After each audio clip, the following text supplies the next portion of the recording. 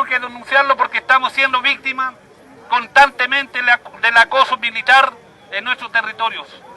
¿Y qué están diciendo los movimientos sociales en este país? ¿Qué le estamos diciendo todos? Entonces, tenemos que preocuparnos porque no están afectando no solamente mi vida, están afectando a las futuras generaciones que vienen detrás de nosotros. Los niños, nuestros ancianos, nuestros abuelos, nuestra familia.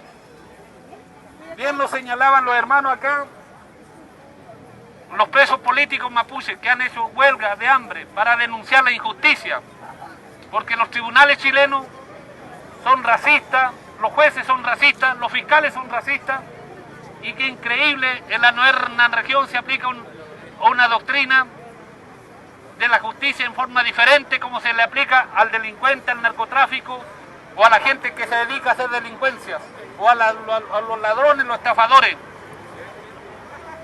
Pero sí nosotros tenemos que sufrir la persecución de las leyes aplicadas en dictadura, como la ley antiterrorista, la ley de seguridad interior del Estado, solamente por luchar y defender la dignidad que nos corresponde.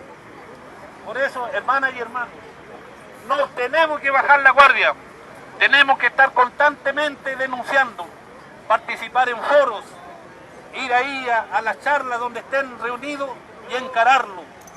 Es una forma de denunciar los cientos de atropellos que hoy día sufren nuestros pueblos.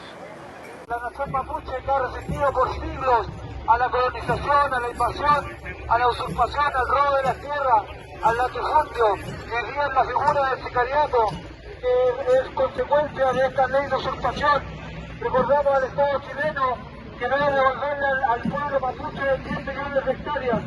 Nuestra organización debe avanzar hacia aquellos que están discutiendo hoy día estas leyes perversas, estas leyes criminales, adjudicándose a la representación que no les corresponde.